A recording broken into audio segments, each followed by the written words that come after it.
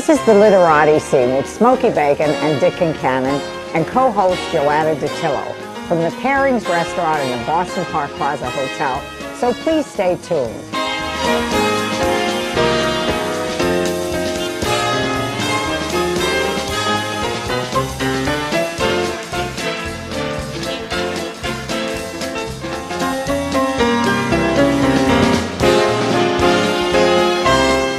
Our guest today is Diana Sheets, and she has written The Cusp of Dreams. This is somewhat of a dark saga of our competitive times, and it's filled with connected vignettes with people who are in business, and they're willing to make all kinds of small-time deals to stay and exist in the field of business, which is pretty frightening. But they themselves are at risk of losing it all and cutting these deals to stay alive. And so you read through these vignettes and you hope that things are going to change. Diana Sheets was definitely affected by two authors, Arthur Miller and David Mamet, The Death of a Salesman and Glengarry Glen Ross, right? Yes. How old were you when you read these? I must have been in high school when Arthur Miller, and then later for David Mamet. But I grew up in Mystic, Connecticut, which is Eugene O'Neill territory. Okay. So theater really became the inspiration for my fiction. What about your family? I mean, I'm interested because you have some very hard and fast ideas about the competitive world and the capitalistic world, what have you. What was, I want to know what your father did. My father immigrated from Dresden, Germany. His father was the director of the Modern Show Playhouse in Dresden and discovered works of Beethoven for his PhD. The music and the theater. Yeah, and my father was had a PhD from Czechoslovakia in mechanical engineering, and he worked on the Manhattan Project. And he became the director of research and development at Electric Boat in Groton, Connecticut. So his orientation was business and research, and really he tried to create what was at one time a dirty old shipyard and make it the essence of a pioneering German company, which is hard to do with shipyards in America. And my mother grew up on a farm in rural Iowa, used to ride a horse 10 miles to a one-room country schoolhouse, and read. She just read morning, noon, and night. So you came from a relatively intellectual family that was interested. Were they in raising the quality of life for other people? My mother read, but she did not come from a privileged family, and she didn't complete college. And my father was primarily an engineer. And he was the force. Trying to change. Well, they complemented one another. She was what I would call a social liberal and fiscally conservative, and he was a conservative. Okay, now we come to you, and you go off to college, you get your PhD, and you spend 13 years in business in New York City, one of the hardest and fastest. I just want to get this in place and get to your book. Sure. So now tell me what happens to you in those 13 years. Well, you know, it was a shock. It was after getting a PhD from Columbia University, and I really did not feel comfortable in the academic world. In a way, it was a relief to go into business because you could be aggressive and you could win and you could say, I want this. And I can't tell you what a relief after academe to be able to do that. Interesting. And also, women were really breaking into the workforce. Sales. This is circa, what, 1986. Okay. And believe it or not, business was far ahead of academe. When I was at Columbia, there were no women who had tenured positions in the history department. And Harvard's way behind, too, when it comes to women. And they talked about women getting married and having children, so they didn't have to respond to why there were no women in the workplace. So for me, at least initially, the corporate world was a relief and exciting. Interesting, but I want to get into that corporate world that is so competitive that you so decry against, that in fact lowers the standards, not the morals in terms, it elicits treachery. I want to know what happened there. Well, I worked for a company called Ameritech, which was one of the 7 regional Bell companies, and I became one of their top salespeople, and I was promoted to management. So you really had your nose out there in the competitive world. I certainly did, and I enjoyed it. And I was calling on CEOs and heads of industrial manufacturing companies, and you had to know technically a lot about the business, and I loved doing the research, and I loved becoming an expert.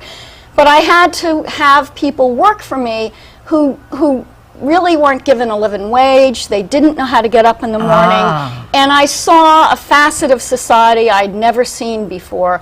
And it was the reason I decided to write The Cusp of Dreams. I wanted to describe a world that I felt Americans should know about. And I felt if I didn't write it, nobody would ever hear these stories. Well, I mean, tell us, I mean, you write about the competitive world seems to elicit a code of treachery.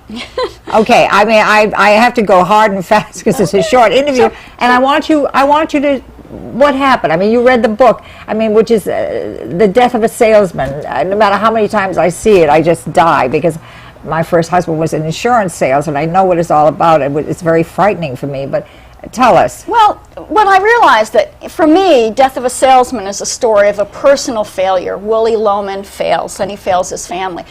The thing I found interesting about Glengarry Glen Ross is to me, it's in microcosm a story of a failure of society. And so it's no longer the individual failure, it's now the collective failure.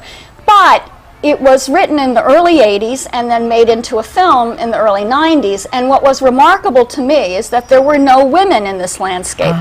And it seemed like the 1950s, only with the vulgarity of the 1980s. And so then I said, wait a minute, we need to have women. They're now in the workplace. Let's have the narrative continue. I never thought about that in Glengarry Glen Ross. So then the question is, if you're in what I'll call a man's industry, how does that change the way women work in the world? Okay, well, you say that you have perceived that women have become just as ruthless as their male, if you'd address that, as their male counterparts. So the story is really asking the question, what happens when women enter a male-dominated world, and how does it affect their worldview?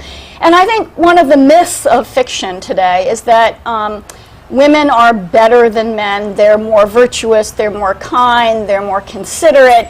And you don't think the fact that women have children kind of adds another dimension to a human being? I'm curious. I'm not saying that adversarially. I'm just, because that has always been my feeling, that having those children just kind of adds another dimension. Of course it adds another dimension, but one of the myths we have is that we're more empathetic because we have children. But I really think that as a mother, to do your job right, you're fiercely protective of your children and you're advancing their opportunities. And that isn't necessarily to the benefit of society. You're actually promoting your children when it comes down to it, when times are tough, at the expense of other children. Well, I have to tell you, Diana, I always think of the saying that says the people who are persecuted, so often as not, taking on the ways of their persecutors. And you kind of say that in your vignettes. So these are stories about ordinary people who are trying hard to survive, but they really don't know how to get up in the morning. And what I guess what I'd like to bring to the reader is to step back a second. This novel is really an attempt in the tradition of Tom Wolfe and Norman Mailer to describe the world. And we're no longer in fiction engaged with the world. And so these are stories about ordinary people in the world who are battling to survive. And to some degree, they're failing. But what I think the reader can take to this is a much richer story of what life is like today. Well, I think in your vignettes, what you're taking is you're making people aware of the situation. Before we leave, I have to ask you this. Sure. Do you have any solution? Give me an up angle. Well, this is the story of the American dream. The character, Sue, who's the narrator, is going after the American dream. She's been downsized like everybody else, and she picks herself up. So it really leaves as a cliffhanger. It's not clear what our future is. It's not entirely clear what Sue's future is. I think what you get is resilience. Life consists of being knocked down, and the important thing is getting up. And my characters are getting knocked down. Well, I have to tell you, life consists of being knocked down.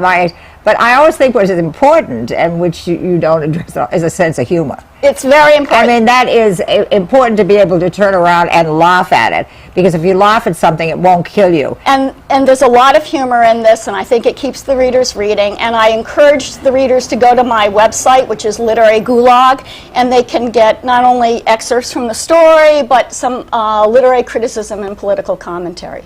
Thank you so much for being Thank our you, guest Smoki. today. Our guest today has been Diana Sheets. It is The Cusp of the Dreams, and it really says it as it is, and it makes you think. And we need more books like this that makes you think. It certainly has made me think, and my husband think. We had a big discussion about it. Thanks again. My pleasure.